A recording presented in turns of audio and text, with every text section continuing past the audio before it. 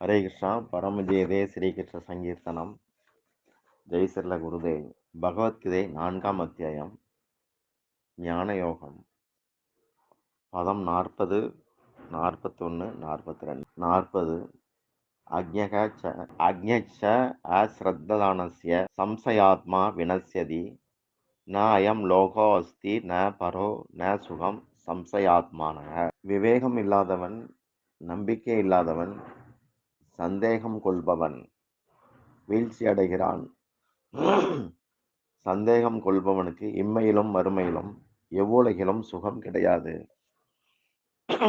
விளக்கம். ஆன்மீக விஞ்ஞானம் அப்படிங்கிறது உணரத்தக்கது, பார்த்து அறியறது கிடையாது, உணரக்கூடியது.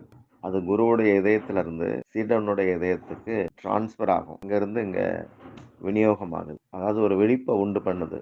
இறைவன், குருமார்கள், சாதுக்கள், சாஸ்திரங்கள்ல புண்ணியவான்களுக்கு தான் நம்பிக்கை வரும், கஞ்சனுக்கு வராது. இந்திரியங்களால் அறியறது மட்டும்தான் உண்மைன்னு நினச்சிக்கிட்டு இருந்தோம்னா பரமார்த்திக ஞானத்தில் ஒருத்தன் முன்னேற முடியாது. இலக்கு அடைய நினைக்கிறவன் இலக்கை மட்டும்தான் மனசில் வச்சிருக்கு. பகவான் எல்லாருக்கும் நலம் விரும்பியா இருக்கிறார். அவர் சந்தேகங்களை போக்குறவர். அரைகுறை ஞானம் தான் சந்தேகப்பட வைக்குது. பரஸ்பர நம்பிக்கை இருந்தால் தான் உலகத்தில் கூட நிம்மதியாக இருக்க முடியுது. ஞானத்தால் சந்தேகம் தெளியும். விசாரம் செய்து ஏற்படும் நம்பிக்கையால் சிரத்தை உண்டாகும். ஞானமும் சிரத்தையும் இல்லாதவன் தானும் புரிஞ்சிக்க முடியாது, அடுத்தவங்க சொல்கிற நல்ல பேச்சையும் கேட்க முடியாது. எப்படி ஒருத்தர் நம்ம பார்த்துருப்போம், டார்ச் லைட் வாங்கிட்டு அதில் 4 செல் போடலான்னு வச்சுக்கலாம். கொஞ்சம் அதில் வெளிச்சம் குறையும் போது அவன் 4 செல் வாங்காமல் அவன் கஞ்சனாக இருக்கிறதுனால 2 செல்லை மட்டும் வாங்குவான். அப்போ 2 செல்லை மட்டும் மாற்றுவான். அதுக்கடுத்து இன்னொரு 2 வாங்கி பழைய 2 மாற்றுவான். இப்படியே இருக்கிறதுனால வாழ்க்கை பூரா அவனுக்கு முழு வெளிச்சமே பார்த்துருக்க முடியாது. அப்படி ஆயிரும். சில பேர் கடைகளில் சாப்பிட்றதுக்கு இலை வாங்குற போது கடைக்காரன்ட்ட மேலே இருக்கிற அந்த இலை காஞ்சி தானே இருக்குது, அதையும் கொடு அப்படிம்பாங்க. அந்த இலையில போய் இவன் வீட்டில் சாப்பிடும்போது நல்ல இலை அடுத்து காஞ்சிரும். அப்புறம் அதில் சாப்பிடுவான். இப்படி அவன் வாழ்க்கை பூரா காஞ்ச இலையிலே சாப்பிட்டுட்டு இருப்பான்.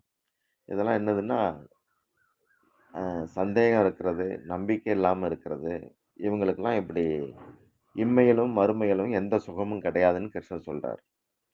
அடுத்து 41. யோக சம்யஸ்த கர்மானாம் ஞான சஞ்சின்ன சம்சயம் ஆத்மவந்தம் ந கர்மாணி நிபத்னந்தி தனஞ்சயா. யோக பக்குவத்தால் கர்ம விளைவற்று விவேகத்தால் சந்தேகம் நீங்கி ஆன்ம தளத்தில் செயல்படுபவனை கர்ம விளைவுகள் பந்தப்படுத்தாது. முன்னாடியே பார்த்தோம், கர்மங்கள் யாரையும் பந்தப்படுத்தாது. கர்ம பலனில் இருக்கிற ஆசை, மமத, கர்த்தாங்கிற கர்வம், இதுகள் தான் பந்தப்படுத்துது.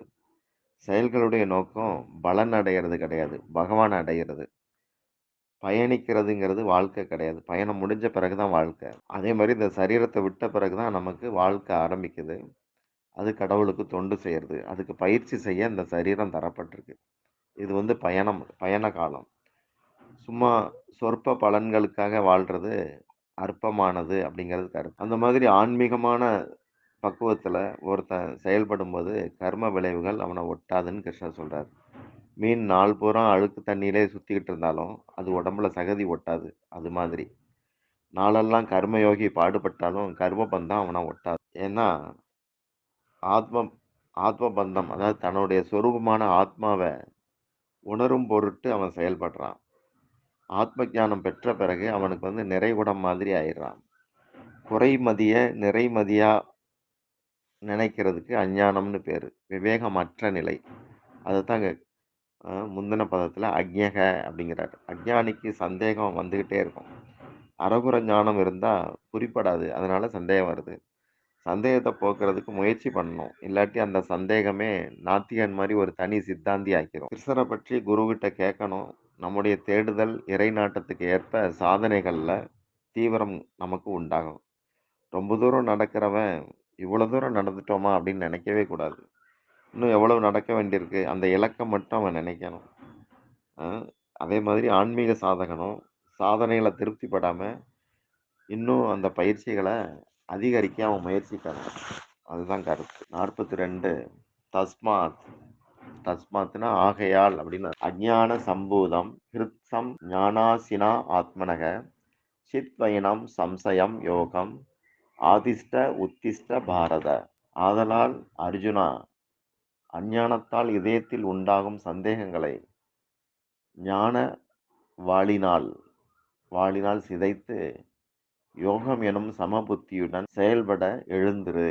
விளக்கம்: நம்பிக்கை இல்லாதவனால நல்ல காரியங்களை செய்ய முடியாது. நம்பிக்கையின்மை முற்று பெறும்போது அவன் நாத்திகனா இருக்கான். அதனாலதான் நாத்திகம் செய்யற செயல் பூரா மிருகத்தோட கேவலமா இருக்கும். மூல வளர்ச்சி இருக்காது. அப்படிங்கிறதுனால அவனுங்களுக்கு புரிய வைக்கிறதும் கஷ்டம். யாராலையும் அவனுக்கு புரிய வைக்க முடியாது. அவனுக்கும் அந்த முயற்சி இல்லைங்கிறதுனால நமக்கு கஷ்டம் அதிகமா தருது. அதனாலதான் அவங்களுக்கு பன்றி பிடிக்கும். அவங்களுக்கு பேரே பன்றி கூட்டம். இருள் மாதிரியான ஸ்டைல்ல இருக்கிறாங்க. தானும் விளங்க மாட்டான், அடுத்தவங்களையும் விளங்க வைக்க மாட்டான். எல்லா கேடுகளும் நாத்திகனுடைய ஆழ் மனதுல குடியிருக்குது. ஆத்ம ஞானம் ஒண்ணுதான் நாத்திகனை சரி செய்ய வழி. அதுக்கு நம்பிக்கை வேணும். ஒரு டூத் பேஸ்ட் இருக்கு, அதுல பல் தேய்க்கணும்னா அதுல என்னெல்லாம் போட்டிருக்குன்னு நான் விஞ்ஞானபூர்வமா ஆராய்ச்சி பண்ணிட்டு தான் பல் தேய்ப்பேன்னா வாய் பழுதடைஞ்சிரும். நம்பிக்கை வேணும். செயல்கள், பொருட்கள் இதுகளை தன்னுடையது, தனக்கானதுன்னு கருதுறவனுக்கு அஞ்ஞானம் இருக்கு. அதனால சந்தேகமும் இருக்கு. எப்படி சூரிய ஒளி வரவும் வெளிச்சம் வருது, விழிப்பு வருது, ஜீவர்கள்லாம் செயல்பட ஆரம்பிக்காங்க. இந்த மூணும் நடக்குது. அதே மாதிரி ஆத்மபோதம், அந்த ஆத்மாவுல ஞானம் வெளிப்பட்ட உடனே மனசுல ஒரு தெளிவு, அதாவது பிரகாசம், அடுத்து அதனால ஒரு உற்சாகம், அப்புறம் செயலாற்றக்கூடிய விஷயங்கள்ல ஒரு விழிப்பு, இதெல்லாம் கிடைக்குது. செயல்ல தெளிவு வந்துருச்சுன்னா பந்தப்படுத்தும் செயல்களே முக்தி தரக்கூடிய செயல்களா மாறிடுது. கர்மயோகத்துல இருக்கிற நுட்பமான கவனிக்க வேண்டிய விஷயமே சுயநலம் சுத்தமா இருக்கக்கூடாது. மனம் சமநிலையில இருக்கணும். இதைத்தான் இங்க கிருஷ்ணர் சொல்றார்.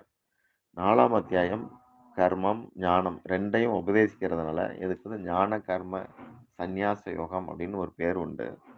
3வது அத்தியாயத்துல கர்மயோகத்துடைய விதிமுறைகளை சொன்ன பகவான் இந்த 4ஆம் அத்தியாயத்துல கர்மயோகத்தை தத்துவ ரீதியாக புரிஞ்சுக்கிட்டு செயல்படணும் அப்படிங்கிற ஞானத்தை உபதேசிக்கிறார். அதனால கர்மயோகத்துடைய நுட்பமே தன்னலமற்று மன சமநிலையில செயல்படணும் அப்படிங்கிறது கருத்து. இதோட 4ஆம் அத்தியாயம் பூர்த்தி. நாளைக்கு 5 ஆரம்பிக்கலாம். ஹரே கிருஷ்ணா.